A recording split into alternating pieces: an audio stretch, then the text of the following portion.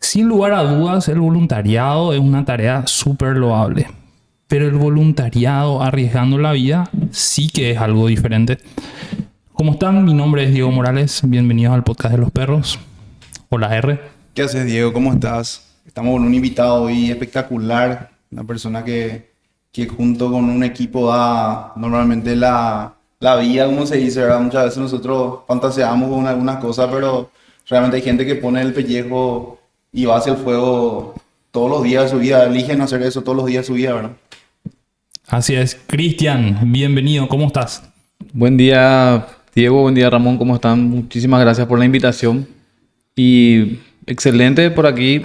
Es un placer que me hayan invitado para este programa, porque yo sé que tiene muy buena audiencia y es una muy buena forma de que le podamos transmitir a la gente algo que hacemos, algo que de repente la gente no ve, pero que de repente de esta forma le hacemos hacer conocer. Entonces, las gracias nuevamente por esta invitación y vamos a hablar bien ameno de este tema que es el voluntariado bomberos, ¿ya? Porque hay muchos tipos de voluntariados en el país, pero este es uno de los voluntariados más peligrosos, ¿verdad? Donde nosotros, personas normales, nos preparamos para ir y combatir siniestros que de repente la gente sale corriendo y nosotros entramos, ¿verdad? Entonces es un voluntariado muy peligroso y por un lado muy apasionante, porque así como tiene sus riesgos, también tiene su parte linda, ¿verdad? Que es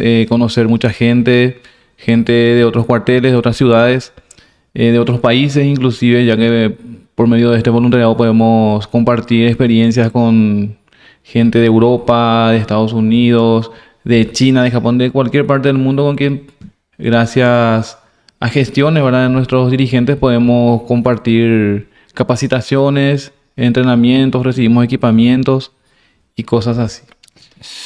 Genial, Cristian. Decime un poco, ¿cómo está estructurado el cuerpo de bomberos en Paraguay?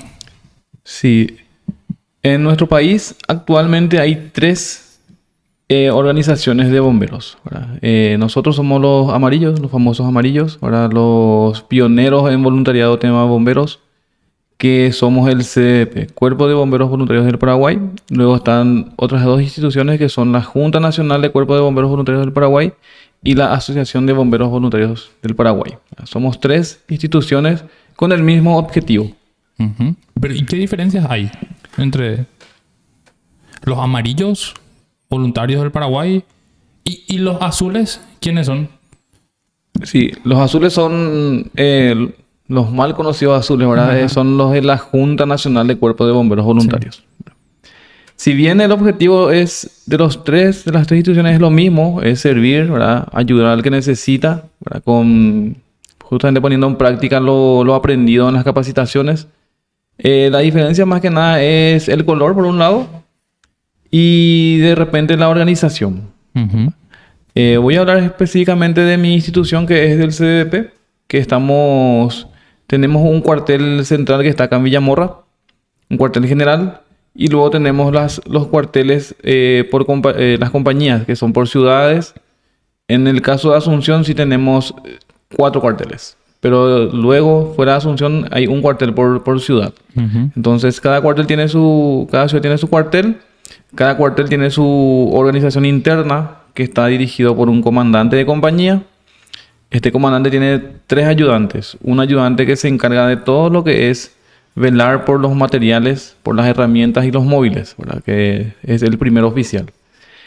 Su función es justamente velar porque los móviles estén con el mantenimiento al día, que no les falte combustible, que estén con las cubiertas sanas, por así decirlo, y que las herramientas estén afiladas, estén lubricadas, estén bien cuidadas, no estén oxidadas. Esa es la función del primer oficial. Luego tiene un segundo oficial, que es el encargado de personal. Este segundo oficial tiene la función de preparar las capacitaciones para el personal. Porque justamente como le dije al principio, es una vocación, un voluntariado muy peligroso y debemos estar constantemente capacitados y entrenados. Entonces, este segundo oficial lo que hace es preparar un cronograma de capacitación anual y eso se desarrolla. Si bien este voluntariado es en nuestro tiempo libre, entonces buscamos la forma de acomodarnos a esas prácticas y lo hacemos los sábados por la tarde, donde el 90% del personal no trabaja. Entonces ese tiempo libre, donde seguramente la mayoría de la gente normal está viajando al interior para farrear, para distraerse a un concierto, nosotros nos vamos al cuartel a entrenar. Entonces ese segundo oficial tiene esa función de preparar la capacitación interna y también buscar las capacitaciones externas. Como le dije al principio, tenemos capacitaciones de instructores de otros países. Entonces este segundo oficial puede incluso buscar contactos, algún instructor conocido o alguna organización que pueda venir de otro país y brindarnos esa capacitación. Luego tenemos un director administrativo. Esta persona se encarga exclusivamente de la parte, como su nombre lo dice, administrativa, las finanzas, ¿verdad? Si bien somos voluntarios, también nosotros debemos buscar una fuente de ingreso, por así decirlo. ¿Esa fuente de ingreso para qué sirve? El combustible no se carga gratis. Claro. Los aceites no se compran gratis, las cubiertas. Nada de la parte bomberil se recibe. ¿Verdad? Todo se compra. Sí. Si bien recibimos donaciones también de instituciones, en Asunción, por ejemplo, la municipalidad da un desembolso cada tanto y gracias a eso podemos comprar los equipos más caros. Okay. Pero bien, para comprar un machete, por ejemplo, no vamos a estar dependiendo de la municipalidad para comprar machete. Tenemos que hacer una gestión, una actividad, hacemos una pollada, juntamos cierta cantidad de dinero, compramos un machete, un rastreador, equipamientos más baratos.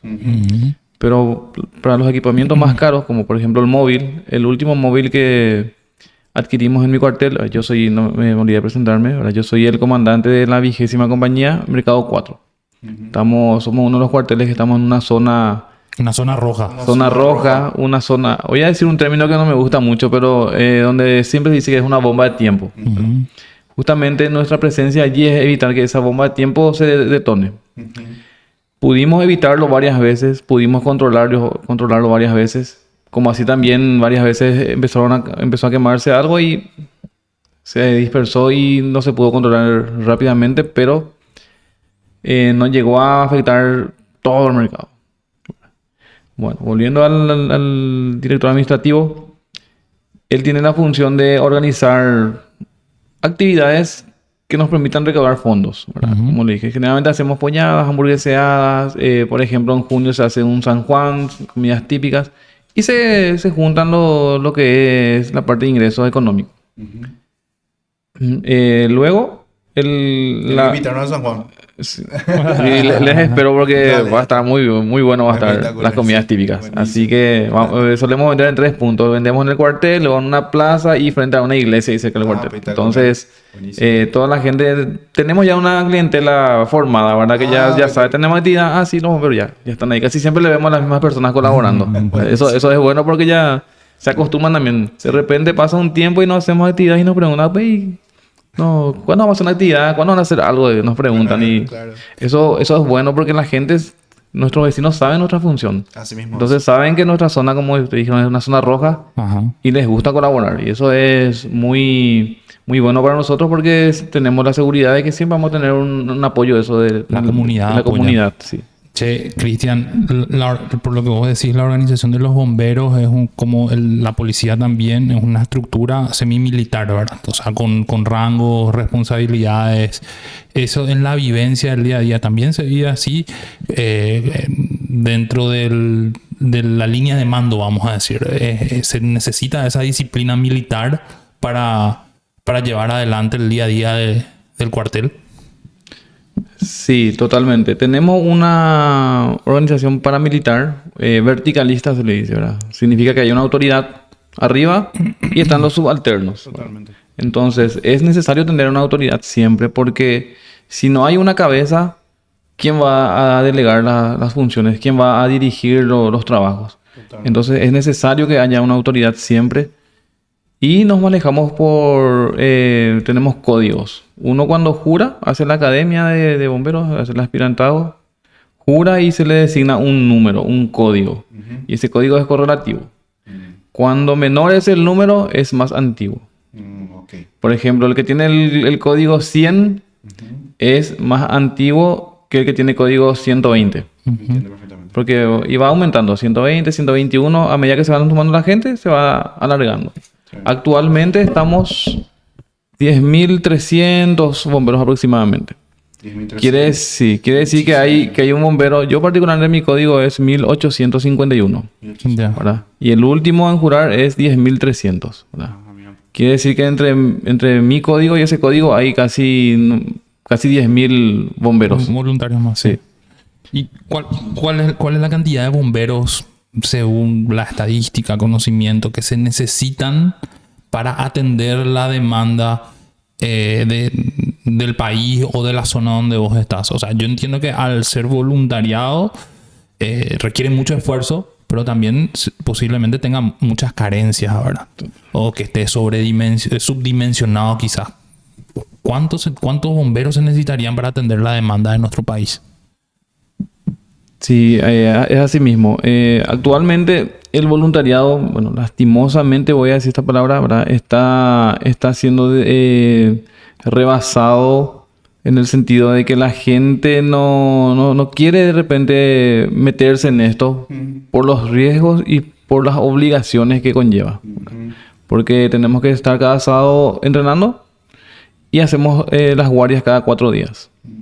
Entonces la gente dice, no, un sábado a la tarde, un sábado tan lindo, me voy a ir a Piribebuy al arroyo. Claro. Y entonces la gente ve el sacrificio que conlleva esto, porque conlleva mucho sacrificio, a veces de familia, de repente alguna festividad, Navidad, Año Nuevo, ¿verdad? Se hacen guardias. Las guardias son todos los días, pero lo hacemos en roles de guardia que son cada 4 días, ¿verdad?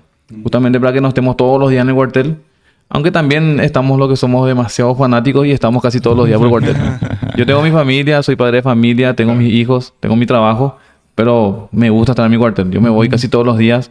Aparte de mi guardia, me suelo ir a romper las bolas ahí con los muchachos hasta la medianoche. Claro. Estamos ahí jodiendo así y pasamos un momento ameno. Un momento ameno. Guardia, ¿verdad? Sí. Porque estamos personas de todo tipo allí, ¿verdad? Hay gente que trabaja en una cosa que no tiene nada que ver con bomberos, hay gente que trabaja en temas afines, hay gente que estudia, ¿verdad? Hay gente que tiene capacidad económica, hay gente que no tiene capacidad económica. Hay un conglomerado de gente que da gusto porque en ese momento no hay una discriminación, ¿verdad? No es que porque yo tenga plata o el otro no tenga plata no me lleve. Al contrario, estamos todos en un mismo nivel en ese sentido. 100%. Y compartimos como una familia, ¿verdad? Así mismo. Y como toda familia también siempre hay roces internos. Eso es en todas las organizaciones es inevitable, ¿verdad? Todos los equipos humanos, ¿verdad? En todo. Donde hay más de 3 personas, sí o sí ya va a haber roce. Así Sí. mismo. Es normal, es parte del proceso y es bueno porque también, como dijimos, si hay una autoridad, esa autoridad debe encargarse de paliar eso y de hacer de árbitro entre las partes y buscar un consenso y se llega a un buen puerto siempre. Es donde entra la disciplina militar, vamos a decirle, ¿verdad? Totalmente. Entre la disciplina militar también y la disciplina de cuestión de lo que se tiene que hacer, ¿verdad? Porque de repente seguramente cuando ya están intentando lograr hacer estar bajo trabajo, digamos, tiene que funcionar como un equipo justamente, ¿verdad? Yo te quiero hacer una consulta que yo creo que es algo que siempre me pregunto, ¿verdad? Y es algo que no quiero dejarlo escapar, ¿verdad? Vos hablaste al principio que somos personas normales y particularmente yo creo que esa definición no va con una persona que elige, ¿verdad? Poner en riesgo su vida por otra persona, ¿verdad? Paso número 1, creo que ustedes son semi-héroes o héroes a sí mismos, ¿verdad? Como, no en una dimensión cliché de la palabra, ¿verdad? Pero sí realmente porque el bombero tiene miedo. El bombero tiene miedo. ¿Cómo manejan ustedes eso, verdad? O sea, hay una pregunta que yo quería hacer, ¿verdad? ¿Cómo manejan el tema del miedo? Sí, efectivamente. Es más, no hay nada más peligroso que un bombero temerario. Porque si yo atropello algo sin temor, puede ser que me exponga a un peligro. Todo lo hacemos con miedo, porque sabemos, justamente entrenamos y nosotros analizamos, por ejemplo, un brasero con carbón que se está prendiendo. La persona normal ve un carbón que se está prendiendo. Nosotros vemos un proceso de combustión. Vemos que ahí se está produciendo un proceso químico, ¿verdad? Físico también. Y sabemos que ahí hay ciertos elementos. Hay combustible, hay calor, hay temperatura. Sabemos todo. Entonces, todo lo que hacemos, lo hacemos mirando todo lo que influye ese servicio. Le decimos servicio a los siniestros, ¿verdad? Esa intervención. Entonces, si yo veo que hay un incendio de mediana magnitud y ya veo que al lado hay lo que está llamando, hay una empresa de, qué sé yo, de alguna sustancia inflamable. Al otro lado ya veo que hay otra sustancia, se va a una venta de ropas. Yo sé que si llega a propagarse allí, puede ocurrir una explosión, puede crecer el incendio. Entonces todo lo hacemos con miedo, pero ese miedo entrenamos para que ese miedo no nos bloquee, ¿verdad? Para que sepamos tomar las decisiones de qué técnicas vamos a usar, qué maniobras vamos a hacer, ¿verdad? Entrenamos justamente los sábados para pelear y prepararnos para eso, porque suele pasar, ¿verdad? ¿No? Como les dije, somos seres humanos normales, nos bloqueamos. De repente, aunque parece irónico, hay bomberos que no pueden ver sangre. Claro. Ve sangre y se bloquea. Totalmente. ¿Verdad? Somos personas normales, entonces entrenamos y en el cuartel siempre el que está en la cabeza ya le conoce a todo su personal. Yo sé que este personal es un excelente elemento para trabajar en un incendio. Este personal es muy bueno para asistir en accidentes con mucha presencia de sangre, por así decirlo.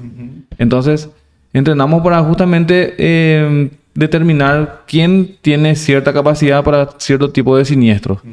Y lo vamos preparando y en el momento de actuar ya es algo automático, ¿verdad? Si yo sé que este es para asistir en accidentes, automáticamente ocurre un accidente, asistimos y él ya está ahí presto para eso.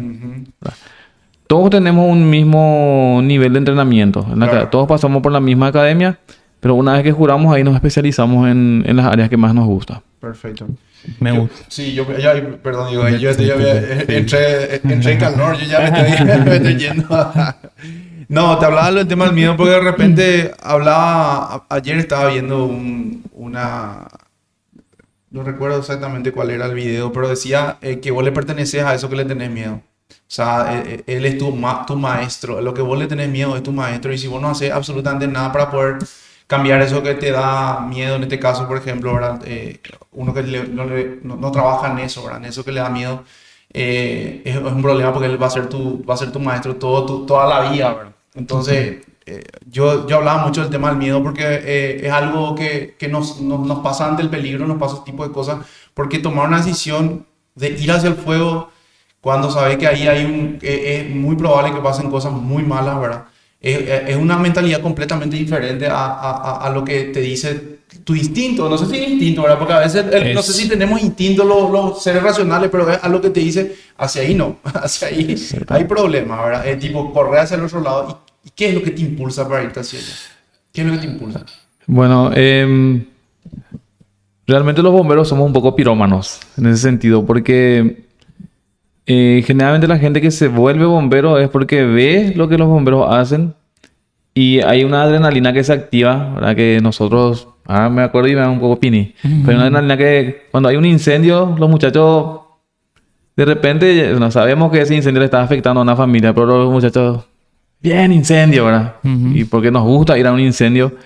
Y como vos decís... Es como el llamado al deber, ¿verdad? Sí, sí. O sea, para eso te entrenaste. Nosotros estamos llegando y la gente está corriendo de eso. Y nosotros estamos llegando al lugar y vemos una llamarada de la Gran 7 y nos emocionamos. Pero eso es porque nosotros entrenamos. Sabemos cómo luchar contra eso. Claro. No es que porque una persona normal que no tiene entrenamiento ve fuego y le tira agua. Sí. Nosotros no. Nosotros vemos fuego y ya analizamos qué se quema, para dónde va, qué afecta la magnitud. Y no solamente se ataca con agua un fuego, ¿verdad? Hay ciertos elementos que usamos para hacer un ataque como corresponde y que ese ataque sea efectivo. Y estamos entrenados y nos gusta. Es más, nosotros nos metemos en un contenedor con fuego cuando entrenamos. Wow. Estamos expuestos a 600, 700, 800 grados de calor con nuestro equipamiento, obviamente, ¿verdad? Claro. Son entrenamientos controlados donde no hay un riesgo de que alguien salga herido. De repente le afecta el calor a la gente, pero es momentáneo. No hay un peligro de que nos quememos en el contenedor, por ejemplo. Estamos entrenados para eso. Sí, me gustan dos cosas que estábamos hablando. Primero lo que decía R del miedo. Si es un instinto. El miedo sí es un instinto. O sea, el ser humano desde la época de las cavernas tiene, el cuerpo reacciona de alguna forma para autoprotegerse. ¿Cómo funciona para autoprotegerse? Dispara alertas. O sea, el cavernícola que salía de las cavernas estaba en alerta por si le salía un tigre colmillo de sable y le comía, ¿verdad?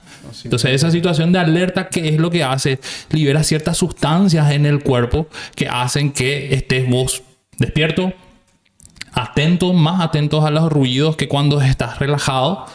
Entonces también origina ese miedo. Porque automáticamente el cuerpo, la cabeza va razonando en cuál es la situación de la que te tiene que proteger. Entonces ese sistema automático de autoprotección es el miedo. Ahora, ¿qué es lo que pasa con el miedo? Y por eso me gustó muchísimo una de las frases que dijiste, que es no hay nada más peligroso que un bombero temerario, ¿verdad? Sí. O sea, el bombero temerario es el que ve, analiza, tiene miedo, pero no analiza la situación y se dispara como a lo loco, como a lo kamikaze, ¿verdad? Y eso sí o sí va a desencadenar en una situación caótica, ¿verdad? En cambio, el entrenamiento que ustedes tienen lo que hace es que el bombero sienta miedo, pero a su vez va disparando en su cabeza posibles soluciones para todos esos contextos que le saltan, ¿verdad? Porque lo que te hace reaccionar mal que es la incertidumbre. O sea, vos tenés una situación que puede explotar y no sabes qué vas a hacer, ¿verdad? O sea, me voy a ir y se me va a caer un rayo en la cabeza y estoy temeroso, ¿verdad? Sí. Ahora, si vos tenés el entrenamiento adecuado, vos sabés, mira, si yo me voy ahí, cae un rayo en la cabeza, yo sé que me tengo que dar la vuelta en el piso, tengo que hacer, no sé, 3 flexiones y a lo mejor así voy a sobrevivir, ¿verdad? Sí. Entonces es como que esa preparación te da un contexto distinto. Entonces esa preparación es la que hace que puedas reaccionar a esa situación, ¿verdad? Entonces yo, cerrando nomás la idea, está muy bueno. El entrenamiento hace que vos administres el miedo. Exactamente. Tener miedo está bien, sí, pero vos tenés que estar preparado y entrenarte para saber resolver esas posibles situaciones que te generan el miedo y dominar, ¿verdad? Excelente idea. ¿Cuál fue la situación siendo bombero que a vos más te marcó? Bueno, yo tengo el 19 de marzo pasado cumplí 19 años de servicio como bombero voluntario. El 19 de marzo del 2004 me volví bombero. Sí. Ese mismo año sabemos que el 1 de agosto ocurrió una de las tragedias más grandes hasta hoy día en el país, que es la tragedia de Guadalajara. Yo en ese entonces era nuevito, tenía 18 años de edad y fue mi primera experiencia de esa envergadura. Es más, es mi única experiencia de esa envergadura porque por suerte ya no volvió a ocurrir un incidente de ese tamaño y esperemos que nunca más pase, ¿verdad? Sí. Y esa fue una de las experiencias donde me tocó ver muchas cosas feas, muchas cosas malas, mucho sufrimiento. Pero como les dije, gracias a ese entrenamiento que tuve en la academia, tuve la capacidad de hacer el trabajo con los demás camaradas, porque estuvimos muchísimos bomberos allí. Entonces, hubo bomberos que le afectó bastante, ¿verdad? Entonces, le teníamos que hacer un soporte psicológico a los camaradas a quienes afectó eso. Y también a la par de eso hacer el trabajo de lo que es recuperación. Recuperación, en bomberos hay dos términos, rescate y recuperación, ¿verdad? Cuando hablamos de rescate significa sacarle a una persona viva de entre los fierros de un accidente. cuando hablamos de recuperación significa sacar un cadáver. Un cadáver de ya sea de donde sea. Sí. Entonces, en ese entonces, los que éramos más nuevos no nos metíamos en el círculo interno de la situación ahí, Nico Bolaños. Estábamos afuera acarreando, haciendo recuperación, ¿verdad? La gente que le sacaba de adentro los cuerpos, llevábamos y se apilonaba en una discoteca que creo ya no existe ahora y que estaba enfrente antes.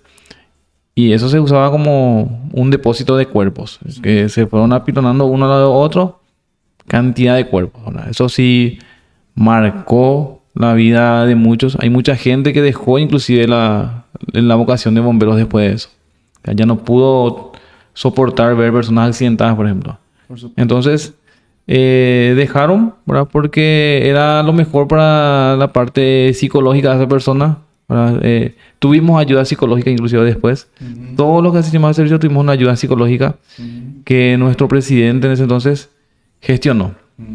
Entonces, mucha gente que salió afectada dejó el servir el voluntariado de bomberos, pero también buscó otro tipo de voluntariado donde podía seguir ayudando, ¿verdad? Como le dije al principio, hay muchos voluntariados en el país. Hay voluntariados, hay bomberos, la Cruz Roja, Techo, Teletón, ¿verdad? Muchísimos voluntariados ahí donde, dependiendo de tu capacidad y de tu vocación, vos elegís dónde ir a servir, ¿verdad?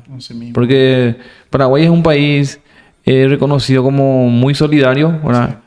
Por suerte los jóvenes quieren ayudar. De un tiempo a esta parte, de repente mermó un poquito el voluntariado, pero el voluntariado de bomberos. Sí. Pero sí ayudaron, aumentó el voluntariado de otras instituciones, que es ayuda social, ¿verdad? Sí. Ayuda a los pobres y cosas así que, por suerte, es un ámbito donde siempre hay gente. Nosotros los bomberos, habemos gente que estamos en bomberos.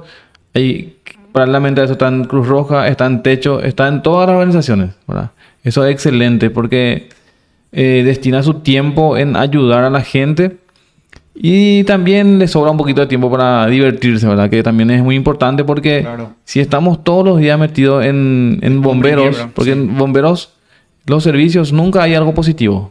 Porque si te vas a un incendio, ves a una familia afectada.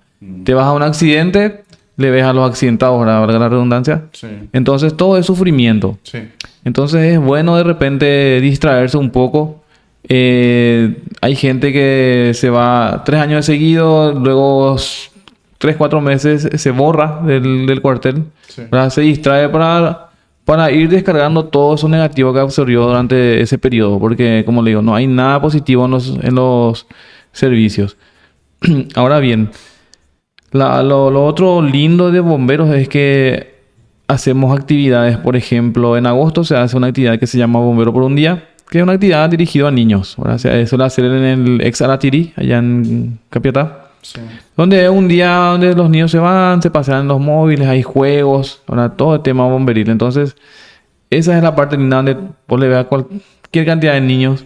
Incluso ya me tocó que en la academia me dijeron, yo me acuerdo hace 15 años me fui a bombero por un día y me gustó y se hizo bombero esa persona. Entonces, quiere decir que marcó eso, algo en esa persona en ese momento, ¿verdad? 100%. Pero muchas veces la gente no sabe bien lo que es estar dentro de bomberos porque piensa que es algo fácil. No es algo fácil, justamente por el sistema que tenemos que es paramilitar y hay obligaciones. Sí. Si bien es voluntariado, ¿verdad? Lo voluntario es para ingresar. Una vez adentro ya hay reglas. Claro. Esas reglas hay que cumplirlas. Hay un reglamento, hay sanciones, ¿verdad?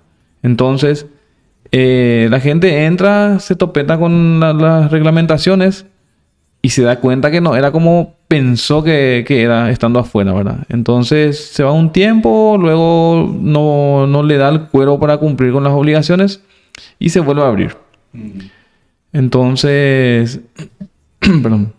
Hay mucha gente que entra, están los infaltables bomberos Facebook que le decimos que se va selfie acá, selfie allá, pero a la hora de la realidad no se le encuentra, no se cuenta con esa persona, ¿verdad? Ese es como toda organización también. Híjole. Siempre hay alguien, un figuretti por así decirlo, ¿verdad?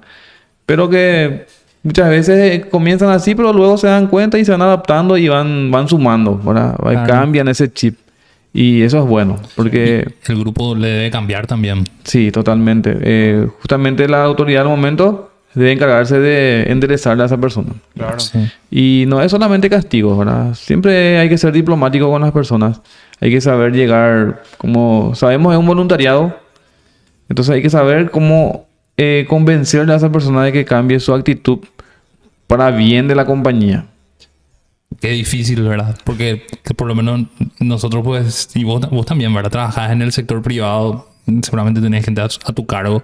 Una cosa es cuando vos querés que un subalterno, alguien de tu equipo que recibe un salario por eso, se adecue a ciertas circunstancias o a ciertos pedidos. Pero alguien que viene ahí de gratis, por vocación, debe tener una complejidad un poco mayor. Exactamente.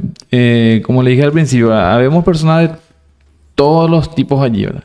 En mi cuartel tenemos ingenieros, tenemos licenciados en emergentología, licenciados en marketing, en enfermería, tenemos en rangos laborales, tenemos licenciados, Sí, no, tenemos licenciados, por ejemplo, y justo el que está en la cabeza, ¿verdad? El de mayor antigüedad, es una persona que no tiene de repente una profesión, un cartón, un certificado, ¿verdad? sí.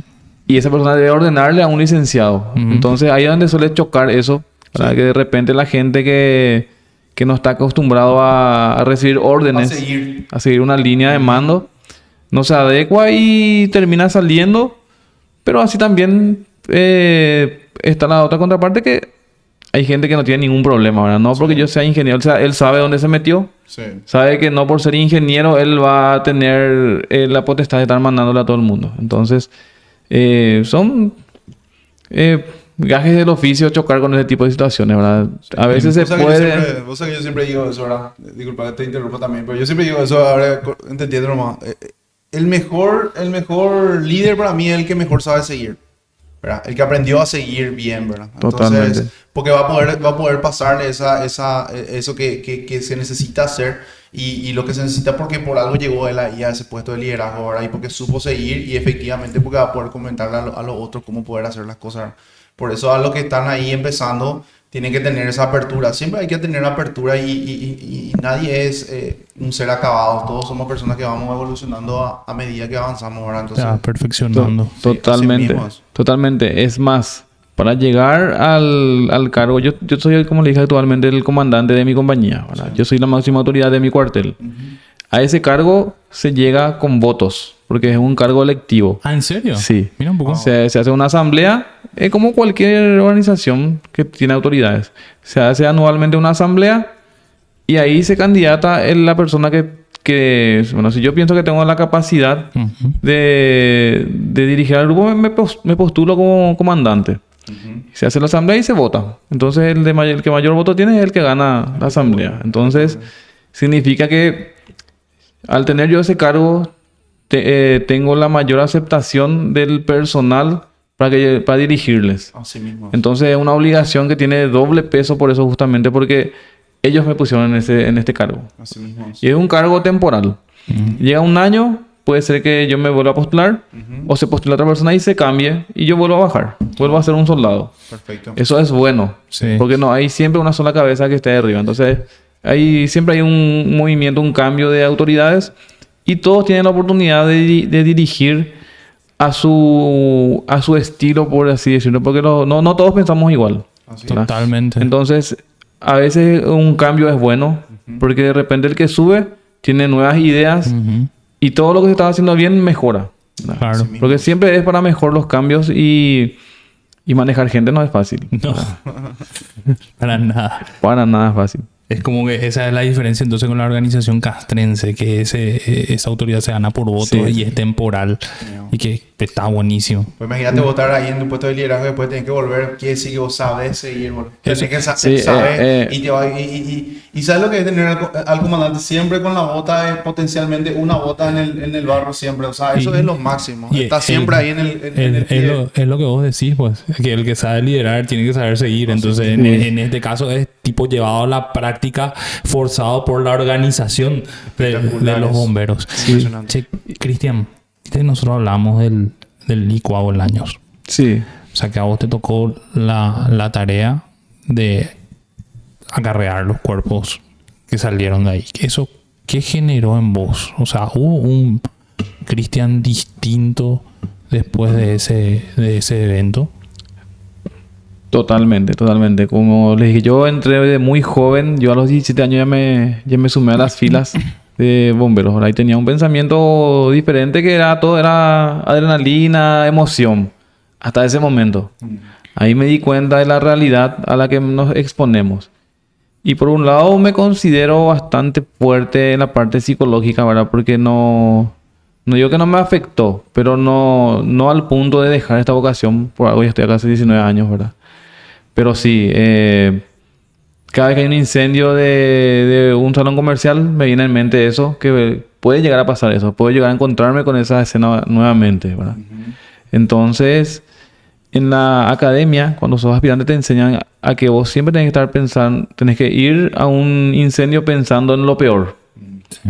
Entonces, si yo ya estoy mentalizado en que voy a encontrar cuerpos por todos lados, desparramados, esparcidos, y llego al servicio y no pasa nada, entonces, magnífico. Pero ¿qué pasa si yo me relajo? No creo que pase nada y voy me topeto con eso. 100%. Entonces ahí me voy a bloquear. No hay enemigo, chico. Entonces porque si yo me mentalizo en que no va a pasar nada y me encuentro con algo totalmente diferente, sí, eso me va a hacer bloquear o me va a hacer retroceder y de repente puede ser que no sume a la hora de trabajar. Sí. Entonces siempre estamos preparados pensando en lo peor. Sí. Cristian, dijiste que después de ese evento recibieron mucha ayuda psicológica. ¿Vos también recibiste ayuda psicológica? O sea, ¿te sirvió eso? Primero, si recibiste, y segundo, si te sirvió. Porque, ¿sabes por qué te pregunto ahora? Porque hay pues como un tabú social en Paraguay de la ayuda psicológica y la salud mental. Porque hay mucha gente que piensa que uno se tiene que ir a hacer terapia o recibir ayuda si está loco nomás. Y eso está muy lejos de la realidad. Pero está bueno, me gustaría conocer un poco desde tu propia vivencia.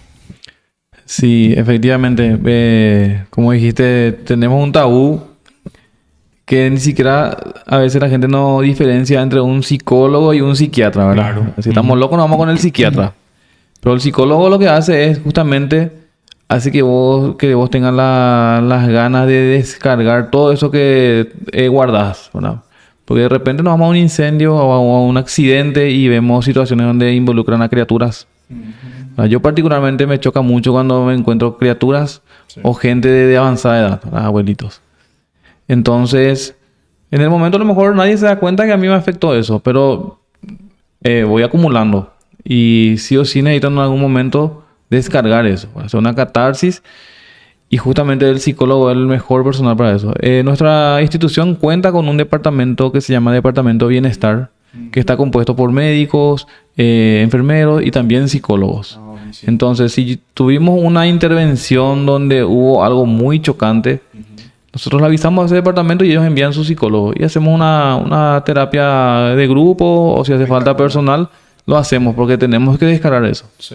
Imagínate con tus amigos estar haciendo también la descarga, ¿verdad? A veces nosotros inclusive no nos damos ni cuenta, ¿verdad? A veces no, yo por lo menos no sigo. A veces acá con los perros de repente contamos, che, y eso me pasó. Pero es impresionante con tu propio equipo de trabajo, con tu propia gente, con la gente que te va a tirar, sacar, llevar. Con eso estás haciendo la terapia también. Impresionante, me parece impresionante. Sí, totalmente, porque llorar, por ejemplo, es bueno. Sí. Llorar es una forma de descargar eso que acumulamos dentro. Sí. Llorar es de machos. Sí. Totalmente. Hay que sacar ese tabú o que totalmente. Llorar. Llorar es el macho del siglo XXI llora. Claro. Hay que llorar, ¿verdad? Porque como le digo, es una forma de descargar eso que acumulamos. Todo lo negativo que acumulamos lo descargamos llorando. Sí. Una muy buena forma de descargarse. Y quién mejor que un psicólogo que está preparado para hacerte llorar en ese sentido, para que vos saques al exterior todo eso que acumulaste. Sí. Entonces vos te sentís mucho mejor después de tener una terapia psicológica, más todavía en este trabajo, Porque es un trabajo, si bien es voluntariado, es una profesión, porque nosotros somos profesionales, somos Claro. bomberos profesionales. Entonces, es bueno tener y todos pasamos por una terapia psicológica después de los años, todos, porque se le identificó a todos y cada uno del personal que participó de ese siniestro Sí. y se le hizo una asistencia personal, vamos a decirle, por compañía. Si bien yo actualmente pertenezco acá al Mercado 4, yo inicialmente juré como bombero para Villa Hayes. Ah, ¿Verdad? no, sí. Luego por comodidad laboral y temas familiares me mudé acá a Asunción. Mira, Entonces me queda a un paso del cuartel del Mercado 4. Buenísimo. Siempre me voy a mi cuartel a visitar mi cuartel cuna, como yo le digo, ¿verdad? No soy ingrato. Claro. Es más, es mi casa. Mira. Entonces, es bueno la parte psicológica de descargar. Cuando yo me fui al Guaraño, yo era bombero de Villa Hayes. Mira vos. Nosotros vinimos de Villa Hayes, en ese entonces nuestro cuartel era nuevito, no teníamos móvil y vinimos en el auto de uno de los voluntarios. Sí, estaba ahí, ¿verdad? Sí, O sea, vení por Artigas y Sí. caes ahí, ¿verdad? Vinieron por ese lado ustedes. Totalmente. Sí, contame un poco cómo fue eso, cómo fue la radio ahí, cómo ustedes estaban de guardia, vos estabas de guardia Yo- en ese momento o vos estabas en tu casa, ¿cómo fue ese entonces? Ese domingo a la mañana yo estaba llegando a mi casa, yo salí del cuartel a la mañana y venía a mi casa en colectivo, que yo vivía en Rebancito, que es pasando el puente Remanso. Sí. Yo estaba llegando a mi casa y se ve el humo, el hongo ahí, era como una película, era un hongo de humo Sí, que se veía a lo lejos, desde allá se veía sin problemas. sí. Y ahí llego a mi casa y veo las noticias de lo que está pasando. Y en ese entonces nos ponemos de acuerdo los voluntarios de Villa Hayes y nos vamos. Yo salí en la ruta y le esperé porque de Villa Hayes, Remasito está entre Villa Hayes y Asunción. Entonces le esperé, me subieron en el auto y vinimos. En auto vinieron. En auto porque no teníamos en ese entonces móvil. Era un cuartel nuevo, ¿verdad? Tener un móvil requiere mucha inversión, ¿verdad? ¿Cómo Mucho. ya te equipaste ya en tu casa o vos ya No, tenías tu equipamiento y trajeron los muchachos tu equipamiento me, mientras venías? me trajeron mis equipos que estaban en el cuartel. Siempre estaba ahí disponible. Entonces alzaban el vehículo y me alzaban donde venía y Y vinimos. se iba el oxígeno, había todo, Ahí teníamos el equipamiento. equipo, o sea, para trabajar en un incendio necesitamos el equipo de protección que siempre van a ver nuestro chaquetón, ¿verdad? El casco, eso. Y en el lugar del servicio ahí ya estaba desplegado los equipos de... Había sí. las hachas, todo lo que ustedes sí, usan sí, normalmente. totalmente. Justamente, eso te quería preguntar. Como estamos del licuado del año, se habló mucho. Se habló mucho de distintas facetas, de verdad, desde las víctimas, desde los motivos que llevaron a eso, desde las leyes, pero desde el aspecto técnico de ese incendio, que recordarlo, yo sé que le duele a mucha gente, pero a lo mejor desde la apreciación técnica de ese incendio, ¿cómo fue la organización de los bomberos técnicamente?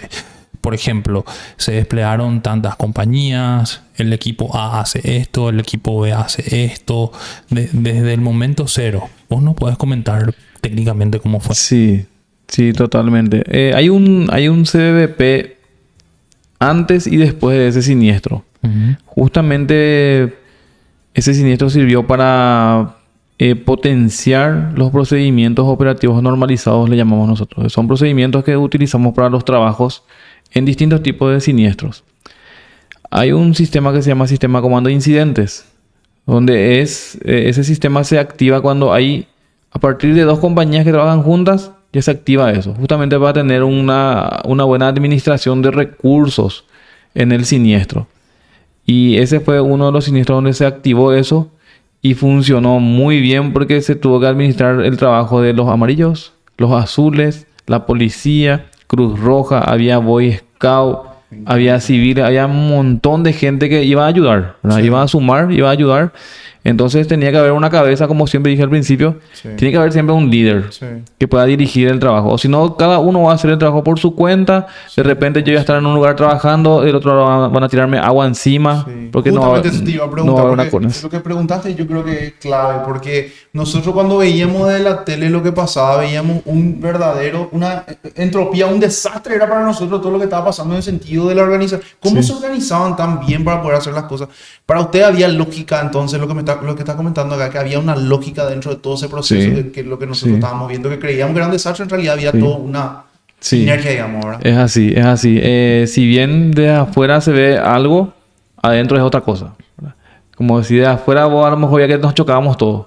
Pero desde adentro sabíamos que este que se va hacia allá está designado para hacer esto. El que se fue a la izquierda está designado para hacer aquello. Todos teníamos una función designada por el comandante de incidente, se le dice que sería la autoridad en ese momento y el que va distribuyendo las tareas. Entonces hay un sistema que justamente pensado en eso porque nosotros en Paraguay absorbemos escuelas de bomberos de otros países. O sea, vienen a enseñarnos de Estados Unidos, de España, de Japón, de Chile, de todas partes. Y con todo eso, esas escuelas formamos nuestra escuela y nuestro sistema de trabajo. Entonces el comando de incidentes se aplica acá y en la China, como se dice vulgarmente. Es un sistema utilizado porque sí o sí se requiere una forma de manejar masas en un trabajo. Impresionante. Entonces, si yo tengo 50 personales, yo tengo que tener la capacidad y la aptitud para dirigir ese grupo y designar las tareas. Impresionante. Entonces hay un sistema de trabajo que hace que trabajemos relativamente en armonía. Si bien un tiempo atrás había esa rivalidad entre instituciones bomberiles, es algo que ya se está dejando de lado y se está subsanando. Ahora ya llegamos ambas instituciones y trabajamos juntos, en armonía. Nos hablamos, nos ponemos de acuerdo y hacemos un trabajo en conjunto, sí. Porque esa es la función de cada institución. Llegar a un lugar y solucionar el problema. Totalmente. No estar en competencia constante ahí. Sí, porque siempre nos encontramos con los incendios, por ejemplo, ahora forestales, que hay camino Luque Summer y eso de repente te llega una compañía de Luque y te llega otra compañía ahí en la mitad, te llega la policía caminera, te llegan todos. O sea que ustedes hacen trabajo coordinado con cada institución, también con la policía normalmente para que esto funcione siempre, este protocolo, ¿verdad? Así mismo es. Sí o sí es importante que haya un trabajo coordinado, porque de repente es lo que pasaba antes, que había muchos elementos, había muchos móviles, muchos personales y no había un trabajo en conjunto. Entonces cada uno trabajaba por su cuenta y el trabajo no era efectivo. Claro. Entonces ahora con ese sistema de comando de incidente que se aplicó hace bastante tiempo ya, se puede maximizar todo lo que es recursos materiales y humanos también. Entonces se le saca un buen provecho. No hay riesgo de que por cansancio alguien termine lesionado o que los móviles no se sobreexijan también, porque los móviles de bomberos no son móviles normales, ¿verdad? Porque aparte de moverse como un móvil normal, tiene que trabajar la bomba para que el agua pueda enviarse. Entonces se administra y los recursos se usan de una manera más eficiente. Eficiente, totalmente. Ya. Hablando un poco del uso, quiero hacer una pregunta, no te quiero complicar. Pero, a ver, a nivel de infraestructura en nuestro país, nosotros sabemos que no estamos adecuados a las necesidades preventivas de cualquier tipo de accidente o de incendio, ¿verdad? Si vos tuvieses hoy la lapicera, ¿de qué le dotarías al Paraguay? No solo a nivel de bomberos, sino a nivel general, como para que el riesgo sea menor. El riesgo de incendio o de accidente o de catástrofes sea menor. Sí, algo muy importante es la capacitación, educarle a la gente en materia de prevención, ¿verdad? Porque prevención es lo que hacemos a la hora de ir y mostrarle a una persona cómo usar el extintor, por ejemplo. Sí. Con eso que conseguimos seguridad. Si bien el riesgo nunca va a ser 100%, o sea, nunca va a ser 0%, siempre va a haber un nivel de riesgo. El riesgo se reduce al mínimo, pero nunca va a ser 0.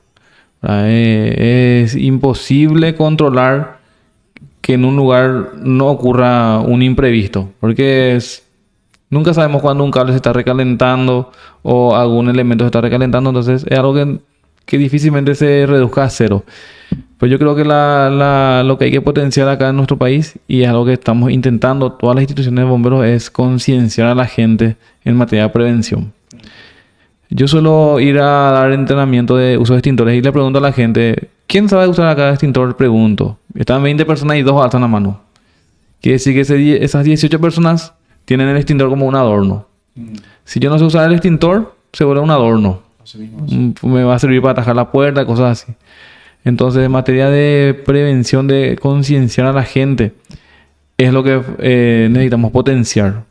Si bien nosotros hacemos nuestro trabajo de concienciar a la gente, no llegamos al 100% a nivel país. Y eso es el trabajo del gobierno, ¿verdad? El gobierno tiene su Ministerio del Interior. Nosotros los bomberos somos dependientes del Ministerio del Interior. Ah, no sabía eso. Sí. Perfecto.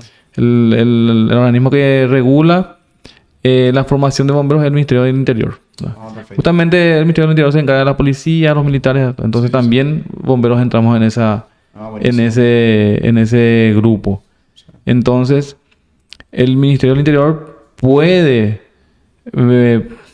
encabezar o programar campañas de concienciación y usarnos. Hablando mal y pronto, usarnos para eso porque es nuestra función. A nosotros nos gusta hacer campañas de concienciación. Da gusto mostrarle a la gente qué puede hacer para prevenir siniestros. Sí. La gente, por ejemplo, se sube a su auto. Yo particularmente me subo a mi vehículo y automático mi cinturón. Sí. Hay gente que no le gusta, sino porque le molesta, porque le es incómodo, ¿verdad? Porque se te arruga tu camisa, ese es el famoso Sí. también. Y- No, se me arruga mi camisa. Sí. No sé. Y en- Ese hay que quitarle la cabeza. Hay que quitarse. En la moto, por ejemplo, el casco no porque hace calor, no porque me deja caneje y la gente. Entonces, nosotros los bomberos automáticamente nos subimos a nuestro vehículo y por instinto, como dijiste, a todos, sin darnos cuenta ya tenemos el cinturón puesto. En la moto también nos subimos y automático el casco. Sí. Entonces, esas son pequeñas cosas que a la hora de un siniestro marcan la diferencia, ¿verdad? La persona que no tiene cinturón en un choque violento, cabeza por el parabrisas, el volante, le aprieta el pecho, el estómago, ¿verdad? Extremidades se pueden ir. Sí, extremidades, todo puede salir afectado. Y todo se solucionaba con un pequeño clic de cinturón. Es algo es tan poca cosa, por así decirlo, pero todo lo que puede evitarse con eso. Vos viste las dos caras de la moneda, o sea, Sí. viste las dos caras de la moneda de lo que pasó cuando había alguien que tenía cinturón puesto en un accidente Sí. y otro que realmente no tenía y Sí, lo que pasó, ¿verdad? ya tuvimos intervenciones donde el chofer tenía cinturón y el acompañante no. Y el acompañante le encontramos a 20 metros del auto, ¿verdad? Salió despedido por el impacto. Y el chofer se golpeó, pero sobrevivió, ¿verdad? Si bien el cinturón mismo te va a dejar una marca acá, pero va a evitar que tu cabeza, tu cuello salga afectado por el impacto, por el parabrisas, Sí. o que tus extremidades, como dijiste, queden debajo Sí. de los pedales. Entonces, son pequeñas cosas que marcan la diferencia. Sí, totalmente. Cristian, ¿qué te llevó a vos a ser bombero? Uno, no la edad, que tenía 17 años, era toda persona, a esa edad no se nos dice pendejo porque tenemos mucha pila para lo que sea, ¿verdad? Entonces, yo buscaba algo que me genere emoción por un lado, adrenalina, y que también me sirva para dar mi grano de arena en tema de ayudar a las personas necesitadas. Y me topé con un tema de bomberos y me gustó desde un principio, por eso que sigo hasta ahora, ¿verdad? ¿Alguien te contó, Sí. viste por la tele, que tenía un amigo? En el 2004 yo estaba en el último año del bachiller, ¿verdad? Y mi compañero de curso, que lastimosamente falleció en un accidente después, fue quien me inculcó. Él me dijo, viste que nos decimos armas entre Claro, camaradas. camaradas, sí. Armas. Y como nosotros hacíamos el servicio militar en ese entonces, entonces ya nos llamábamos arma. Entonces él me dijo, che, arma, están llamando para hacer academia de bomberos. Vamos a meterle, me dijo. Y no lo pensé dos veces, porque éramos dos muy entusiastas. Entonces, sí, le dije, y nos inscribimos y hicimos la academia. Para entrar en la academia de bomberos tenés que hacer un examen de admisión primero, que tiene 3 partes. Un examen físico, examen médico y un examen psicotécnico, ¿verdad? El examen físico, le digo por si quieran probar. Está El bien. examen físico contempla hacer test de Cooper, que son 2.400 metros en 12 minutos. Tenés que hacer 50 flexiones en un minuto, 50 abdominales en un minuto y 50 banquillo libre, se dice, que pones una barra y saltas de un costado encima. Eso tenés que hacer en ese tiempo para ingresar. Y el examen médico es donde vos te vas a un médico y te hace un examen y te pone en un acta que estás apto para actividades físicas, porque la Academia de Bomberos no es fácil. Sí. Es bastante pesado porque es ir los sábados y los domingos a pagar, como decimos. Pagar quiere decir tratar de mover el mundo del lugar, empujando la tierra, ¿verdad? Haciendo flexiones. Entonces, estás constantemente entrenando y para que tengas estado físico. Y paralelamente a eso, la parte técnica, ¿verdad? Que las clases en aula tenemos un currículum muy largo, ¿verdad? La academia empieza en febrero y termina en noviembre. Sí. Y es cada sábado y domingo. Vos te vas y desarrollas las materias, hablas sobre fuego, sobre comunicación, sobre reglamentos, primeros auxilios, bomberos forestales, rescate vehicular, intervenciones con materiales peligrosos, ¿verdad? Es una academia donde todo lo básico se te enseña. Entonces, tenés que estar apto físicamente y médicamente para hacer eso. Y también algo muy importante, el examen psicotécnico. Tenés que estar bien de la cabeza. Realmente tenés que estar mal de la cabeza para ser bombero. Realmente. Creo que el que aprueba el psicotécnico no entra. Pues, tenés, como dijiste hace rato, toda la gente está corriendo de un siniestro y nosotros estamos llegando todos felices, todos eufóricos a un incendio. Entonces, creo que no estamos bien de la cabeza los bomberos en ese sentido. Pero esos 3 exámenes hay que aprobar sí o sí para ingresar, para ser aspirantes. Sí. Y luego tenés la academia que son casi 10 meses, donde desarrollas todas las materias básicas. Y cada sábado sí o sí hay acondicionamiento físico, anteriormente llamado descuereo. Sí, eso no se salvan. Más comúnmente. Sí. Entonces, ese periodo de academia se termina y jurás como bombero. Haces un juramento donde vos jurás ante Dios y ante la patria que estás dispuesto a ofrendar tu vida si necesario fuere. Entonces, yo sé que si me da un incendio y muero, yo ya no voy a sentir nada, pues ya voy a morir, pero voy a ser un héroe. Tenemos mártires, tenemos gente que murió en servicio ya, lastimosamente. Muy poco, por suerte, pues tenemos 3 mártires hasta ahora, que murieron cumpliendo su deber, su juramento de rigor, ¿verdad? Entonces, yo juro y a partir de ahí empieza la vida real, como le decimos a los aspirantes. Porque a los aspirantes le decimos, ustedes tienen que equivocarse acá en la academia. Porque todo es en pizarra y lo peor que te puede pasar es hacer reflexiones, ¿verdad? Sí. Pero una vez que sos bombero, esos errores pueden ser la diferencia entre vivir o morir. O entre que yo, bombero, pueda salir herido o que esa persona a quien yo voy a ayudar sobreviva, o por mi negligencia puede ser que también se haga afectado o empeore su situación. Entonces, responsabilidad. Termina la academia y ahí empieza la vida real del bombero. Porque imagínense tener la vida de una persona en tus manos.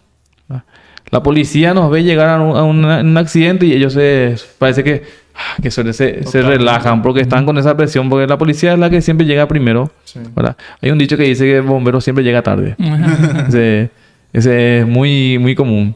La policía siempre llega primero, entonces la policía llega, confirma lo que está pasando y ahí pide la ayuda de bomberos. Por eso que siempre llegamos tarde. Claro. Entonces, ese tiempo que pasa entre que llegamos al servicio, la policía tiene que estar soportando toda la presión de la gente que está allí, ver que una persona está atrapada, está sangrando, tiene una fractura. Entonces, en su afán de ayudar, de repente no tiene la aptitud para hacer un rescate, de cómo sacarle a una persona de entre los fierros.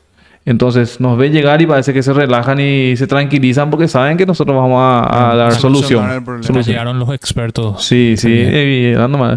Modestia aparte es así, ¿verdad? No, es lo mismo. Si hay un asalto y yo estoy presente, llega la policía y me voy a tranquilizar porque ellos van a estar preparados para lidiar con eso, ¿verdad? Cada uno en su ámbito. 100%. Y da gusto el respeto que nos tienen tanto policías, militares. Es más, en mi zona, seguro conocen el famoso Añanetaí, en el Mercado 4, que es un barrio ahí dentro del mercado. Allí los policías no entran. Nosotros entramos sin ningún problema. Hay un herido adentro, entramos sin ningún problema. Ya acudimos bastantes veces, hubo incendios, hubo heridos ahí adentro y entramos sin ningún problema. Nos tienen un respeto... tenemos un santo aparte en ese sentido, pero los policías no se animan a entrar ahí. Pero es como un respeto bien ganado. Totalmente. O sea, no es porque sí. O sea, hay una fama y a que les precede a ustedes y está eso inculcado en el uniforme y la sociedad respeta eso, ¿verdad?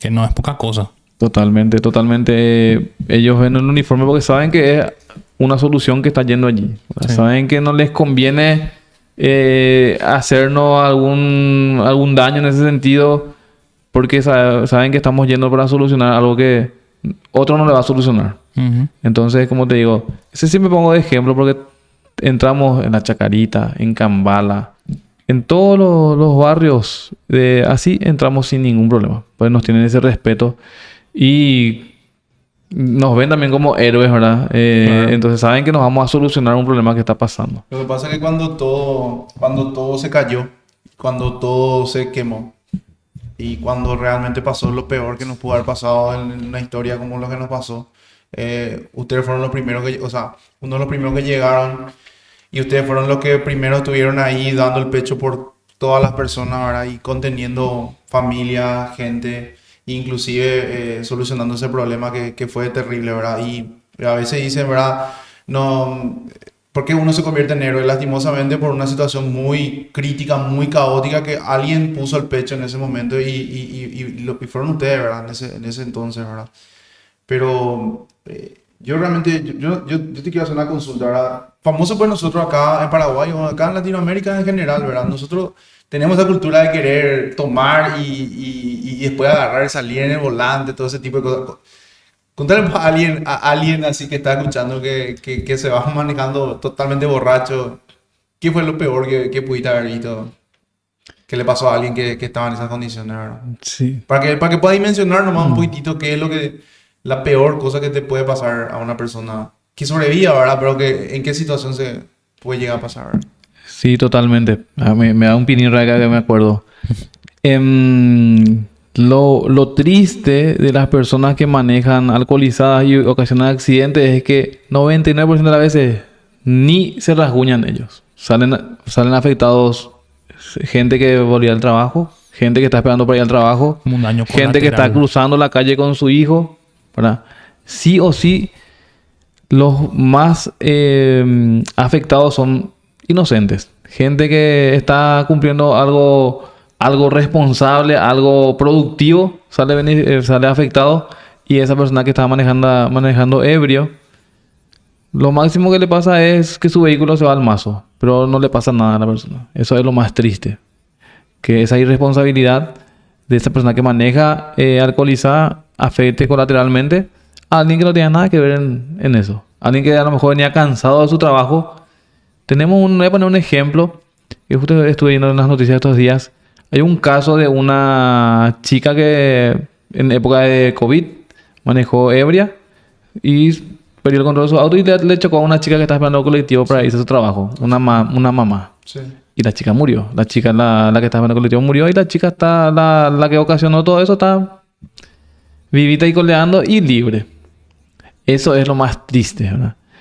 Que nosotros por nuestra inconsciencia, nuestra irresponsabilidad, enlutamos personas que no tenían nada que ver en esto. Eso es lo triste y eso es lo que la gente no de repente no dimensiona. De repente, cuando somos pendejos, por algo se nos dice pendejo a esa edad, hacemos las cosas sin pensar, ¿verdad? Después a la larga, cuando ya maduramos, nos damos cuenta que hicimos una reverenda cagada, ¿verdad? Sí. Pero ya es tarde, ¿verdad? Cuando nos damos cuenta. Sí. Y ese tema de manejar bajo los efectos del alcohol, yo le voy a decir algo particular mío, ¿verdad? Ujú. Cuando yo me veo en un accidente y me encuentro una persona accidentada, alcoholizada, no le trato de la misma forma que le trataría a una criatura accidentada. No le trato de la misma forma que le trataría a un abuelito accidentado. Sí. Porque si bien me da rabia, ¿verdad? Me da mucho coraje ver esa situación. Y peor si le afectó a alguien que estaba en el momento menos indicado y le chocó. Entonces, me reprimo igual. Me atajo esa ira que me da, pero que tengo el peso y la responsabilidad como bombero profesional de asistirle, ¿verdad? No digo que voy a agarrar y romperle otra pierna, ¿verdad? Pero Sí. me da esa rabia de ver lo que hizo con una irresponsabilidad que pudo haber evitado sin ningún problema. Claro. Es que no le tratás con tanto amor, No, digamos. exactamente. Ahí Sí, de repente... el torniquete, pero bien hecho, pero cierto. Exactamente. No, yo siempre pongo el ejemplo de cuando hay ese tipo de cosas. Yo, cuando hay una situación, ahora que soy mucho más grande, pienso, ¿verdad? Y Eso que la gente no piensa que hay un asado al otro día con su familia y tiene que sentar y mirarle a la cara, o tiene que explicarle a la mamá y al papá de tu novia que vos fuiste un irresponsable y por eso o a tu señora, por eso te fuiste y chocaste y le mataste a tu señora. Imagínate. ¿Cómo te vas a parar vos como hombre o como cabeza, líder o lo que vos creas que vos sos, enfrente de tu familia o la familia de otra persona para poder explicar lo que pasó? ¿Cómo vos asumís esa responsabilidad? Yo creo que, y realmente yo creo que por eso es que hay que hacer mucho, sentarse en la punta de la cama, otra vez digo, ¿verdad? Sentarse y hacer la retrospección siempre de las cosas que uno va haciendo y trabajarse a uno mismo, ¿verdad? Sí. Porque siempre hablamos nosotros de eso, ¿verdad? De trabajar nosotros mismos, trabajarnos para poder siempre mejorar, ¿verdad? Y tomar mejores decisiones siempre, ¿verdad? Porque hay cosas que de repente no dimensionamos, ¿verdad? Lo que te digo yo siempre, ¿verdad? Ese asado de la familia, la felicidad de poder compartir ese asado con tu familia, con tu papá, tu mamá y no estar en la cárcel porque te fuiste y chocaste y le mataste a alguien, ¿verdad? Totalmente. Pero también, a ver, el tema de los conductores alcoholizados. Estoy seguro que, no sé, en España hay, que en Estados Unidos hay, en todos los países hay, pero me parece a mí que el índice en Paraguay debe ser más alto, ¿verdad? Hay un tema en la sociedad paraguaya con respecto al riesgo. O sea, no solamente chicos grandes, vos ves desde, no sé, gente de la ANDE que trabaja en columna de alta tensión sin protección, ¿verdad? Es como que no sé si la sociedad paraguaya o el paraguayo es tan inmediatista o es tan positivo que piensa, nada, no me va a pasar. que por eso también hay tantos accidentes de gente que no usa casco, o tantos accidentes de gente que no usa cinturón, y tantos accidentes de gente alcoholizada, porque además de que están alcoholizados, pero antes cuando estaban sobrios no dimensionaban, ¿verdad?, lo que iban a pasar. Es como que no va a pasar nada. No va a pasar nada. Gente sin protección es un clásico, ¿verdad? Vos ves, no sé, cruzas el río, el charco, como se dice, ¿verdad? Y le ves a un técnico en electricidad con guantes aislantes, baja la corriente para trabajar por cualquier cablecito de toma corriente. Y acá le llaman al electricista así con mano pelada. O sea, es como que pensando que no le va a pasar nada. Es un tema social. No sé de dónde vendrá. Teníamos que hablar en algún momento con, no sé, algún antropólogo. Algo así. No había en Paraguay por qué la gente es así, sin temor a la muerte, como que no tiene miedo a la muerte.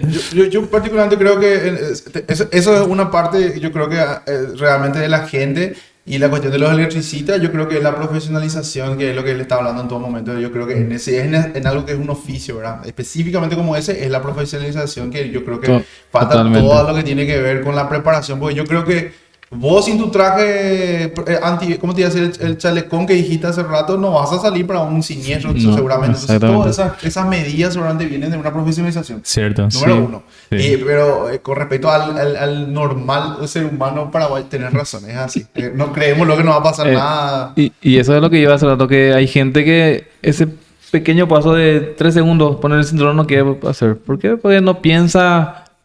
somos muy positivos, ¿verdad? Que no nos va a pasar nada.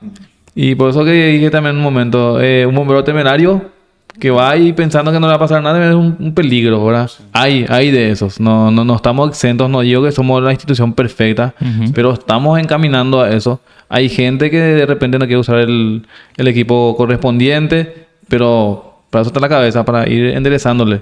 Totalmente. Y se le va instando, ¿verdad? Pero el paraguayo, como dijiste, Diego, tiene un positivismo, un optimismo exagerado, que piensa que no le va a pasar nada, ¿verdad? Capaz que se te tira de un primer piso sin nada, diciendo no me va a pasar nada, ¿verdad? Y que es lo más simpático, que justo se tiró y no le pasó nada. Una vez. Entonces piensa que porque una vez no le pasó nada, ya no le va a pasar más nada nunca. En la segunda vez se murió. Sí, así es. Tal cual. Es así. Qué pucha, Cristian. Qué genial charla tuvimos. Espectacular. Realmente nos abriste el panorama de lo que es la institución, de todo lo que implica, lo amplio que es. Y yo estoy seguro que a través de esta conversación también le vas a ampliar un poco la mirada a mucha gente que va a ver, va a escuchar este capítulo. Entonces, te quiero agradecer mucho por la apertura, por la predisposición de esta charla tan natural, por haber venido acá después de tu guardia, porque para comentarle a la gente nomás, Cristian estaba de guardia. Hasta unas horitas. Hasta hace unas horitas y le dijimos, che, vamos a grabar un podcast y esperándome a mi casa un rato y ya me voy, ¿verdad? Entonces seguramente ahora va a tener un merecido descanso, ¿verdad? Pero sí.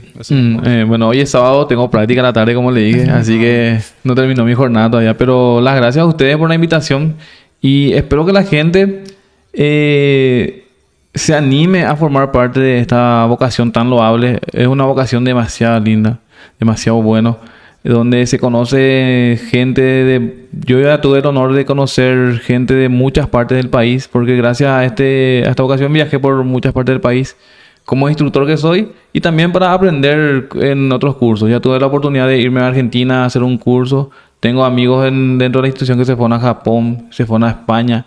Pues tenemos convenios. Claro. Entonces hay gente que se le da la oportunidad y se va y viaja, ¿verdad? Detrás de todo, o sea, apartando todo lo feo que se ve en los servicios, está la otra parte que es la parte donde vos aprendés y, como le dije, conoces gente linda, gente bella, lugares, ¿verdad? Porque es un buen método también para conocer lugares de paso, porque nos vamos y buscamos esa capacitación que queremos. Estamos lo que somos muy pila, como se dice, y nos gusta aprender, ¿verdad? Yo tengo ya como 19 años de antigüedad, pero siempre me gusta participar en los cursos, ¿verdad? Tengo varias especialidades y me gusta inculcarle, porque como si yo soy cabeza de mi compañía, yo tengo que ser el ejemplo. Entonces, si yo estoy capacitado al 100% y me sigo capacitando, entonces la gente que está bajo mi mando también va a estar obligado, por un lado, a llegar a un nivel como la mía, sí. Porque si la cabeza está en un nivel alto, entonces todos deben llegar a un nivel alto para poder dar una asistencia y un servicio de calidad. Sí. Y para que nuestra compañía sea reconocida por asistir y por tener buenos resultados a la hora de asistir a los servicios. Espectacular. Gracias, Cristian. Cristian, A yo te quiero ustedes. agradecer últimas, ¿verdad? Por haber venido, por habernos contado muchas cosas y por haber, sobre todo, dejado un hito también dentro de nuestro programa, porque creo que queremos que vuelvas, o sea, queremos que vuelvan en algún momento dado con otro de tus compañeros y seguir hablando de estas historias, de todo lo que pasó, porque yo creo que a mucha gente le va a... No solamente la vocación de ser bombero, sino también la vocación de ayudar a otras personas, ¿verdad? Y de saber que a partir de una capacitación, de buscar mejorarse, ellos pueden hacer una diferencia en su comunidad donde se encuentren, ¿verdad? No necesariamente bajo una insignia tal vez, ¿verdad? Pero si lo hacen, ¿verdad? Mejor, ¿verdad? Bajo una insignia. Pero eso, gracias, ¿verdad? Gracias por dejar ese mensaje y te esperamos nuevamente. Eso sí o sí, luego, ¿verdad? En un capítulo nuevo vamos a hacer. Y nada, eso, ¿verdad? Gracias a ustedes. Vamos a volver sin problema. Muchísimas Genial. gracias. La gente que ve este contenido, que escucha, si les gusta el contenido, si quieren que sigamos haciendo más capítulos como este o quieren que hagamos capítulos diferentes, suscríbanse al canal de YouTube. Suscríbanse a nuestros canales también en Spotify, en Apple Podcasts, en Google Podcasts, que de alguna forma, con sus comentarios, con sus likes, con sus suscripciones, nos van a ayudar a seguir haciendo este tipo de contenido. Gracias, los perros. Nos vemos próximamente. Chau. Chao, chao. Chao, chao.